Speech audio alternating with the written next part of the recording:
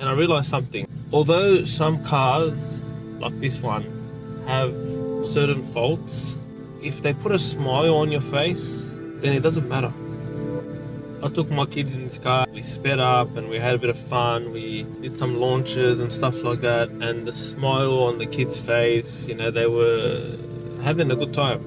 I feel like cars can give you memories, and although the car might not be the best car, if it puts a smile on your face and lets you create special memories, then it's a special car. Welcome back to Blazzer Reviews. So we've shown you guys 4 cylinders, 6 cylinders, and now it's time for a V8. And what better V8 than an iconic American muscle, Ford Mustang. 5-litre Coyote engine. Let's see what it can do.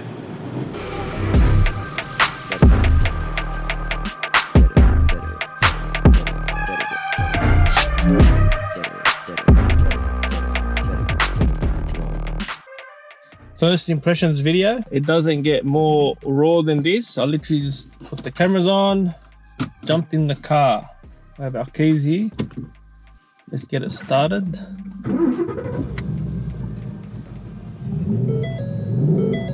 You can hear that V8 roar. Belt was a bit far back. Electronic seats, leather seats, so it's easy to adjust. Minimal visibility with the rear, big front end. Nowhere to put your phones in any car these days. So far it feels like it's a classic car. That's the feel you want to get when you jump in a Mustang. But it's obviously not an old car, so it's got the modern touches. So far it feels pretty straightforward, pretty comfortable. The seat, I can feel like the wear and tear in the seat, so it's not as stiff and comfy as it should be.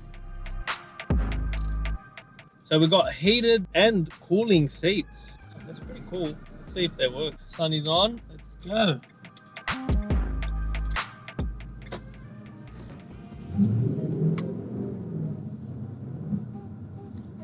Alright. Yeah, I definitely wanted to review a V8, not just the 4-cylinder turbo that these come in. I would like to still review it just to see, compare the two. Sounds good.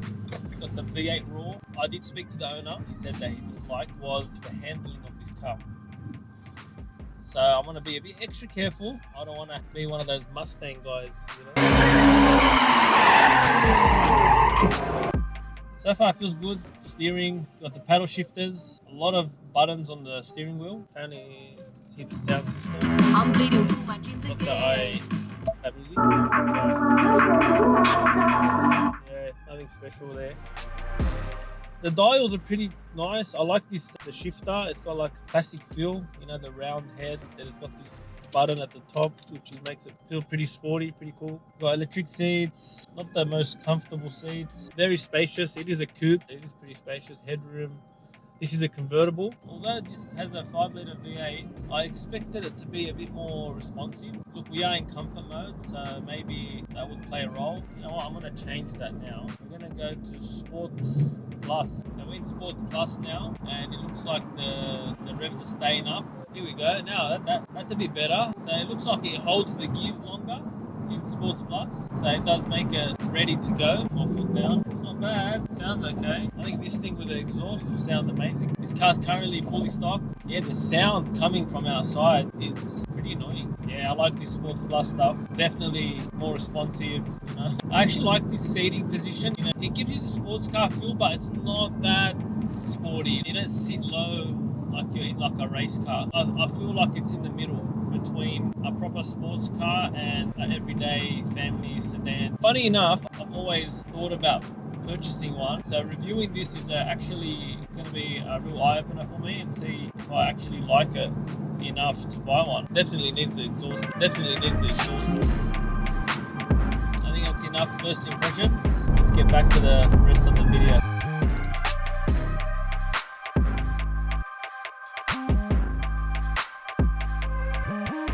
Let's get straight into the looks. The Mustang still holds that aggressive muscle car look. The main lights at the front, it still has that pedigree of American muscle.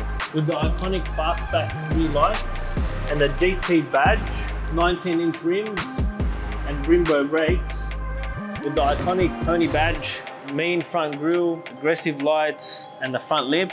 Pretty aggressive, like the old classic Mustang used to look. Okay, the things I hate about the looks. First of all, this antenna. Why, Ford? Why? Why is there an antenna sticking out of a car like it's from the 90s? Here's a soft top version, which might be cool when you got the soft top off, but when you have it on, if you come closer, look at that gap. And when you're driving the car, you hear so much noise coming from all these holes because it's not sealed properly. No good, Mustang, no good.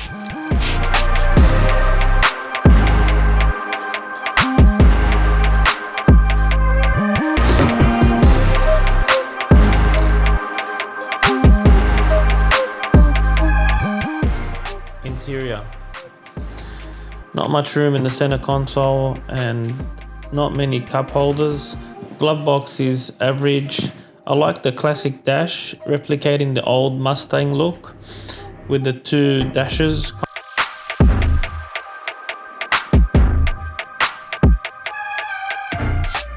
With the 8-inch infotainment system with Apple CarPlay and Android, ticking all the boxes there.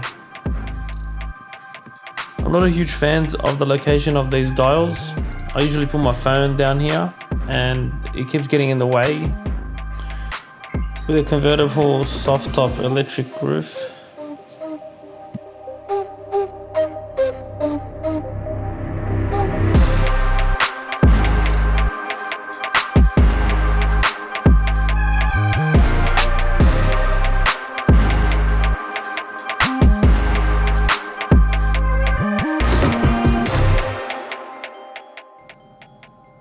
It took 6.8 seconds for the roof to come off.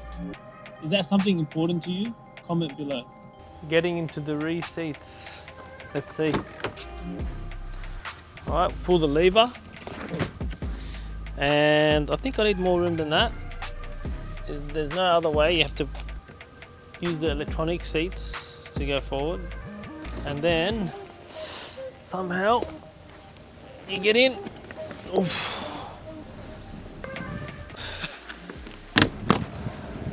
Okay, the roof's off, it helps a bit. With the roof on, we won't be able to get this shot. It's not really a back seat. I wouldn't call this a back seat. You can make it work. The front seat has to sacrifice some leg room. Yeah. One thing that annoys me about this car is trying to get the seat belt.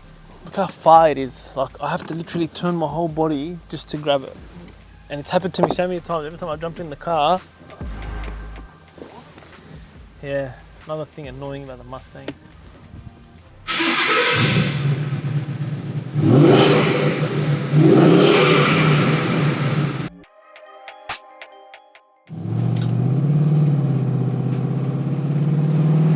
Let's talk about performance. With a 5-litre V8 nicknamed Coyote, it produces 435 horsepower with a 6-speed optional manual or automatic, 0 to 100 in 4.3 seconds.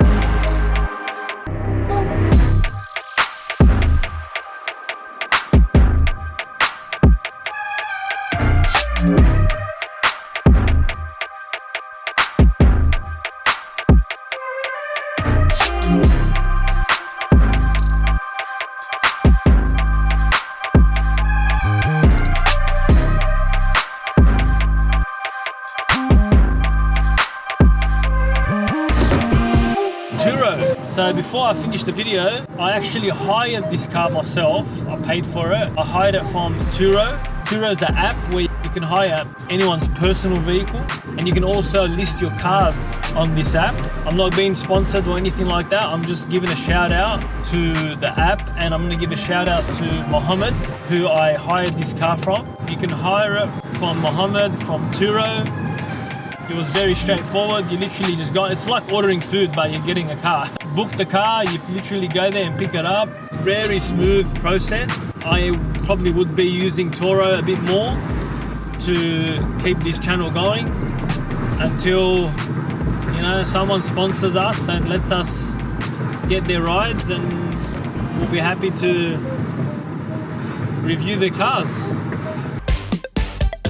Fun fact, they nicknamed this engine the Coyote because the engineers designed it to hunt down their competition. 2016 Ford Mustang 5-litre V8. Let's start with first impressions. I'll give it a 4 out of 5, only because it wasn't what I expected.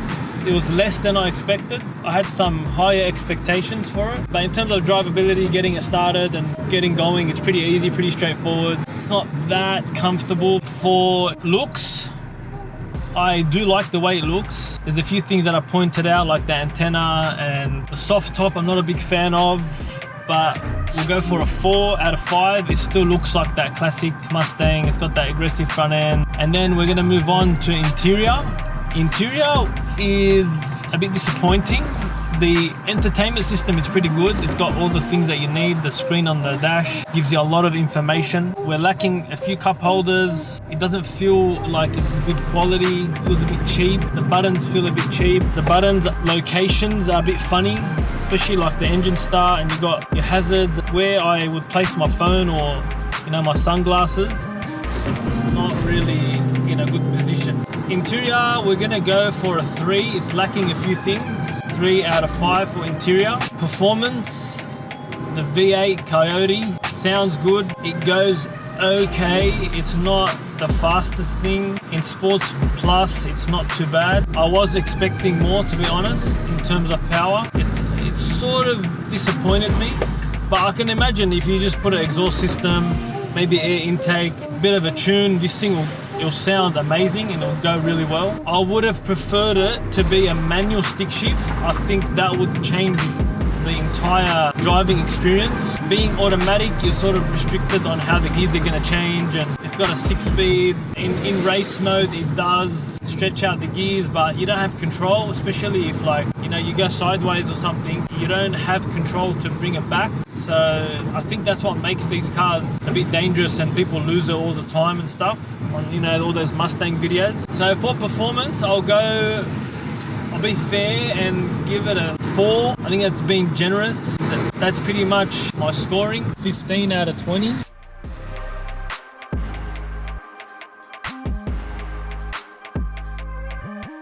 Okay, so how can I sum this up in this car? Would I drive it every day? Maybe not. Is it a weekend car?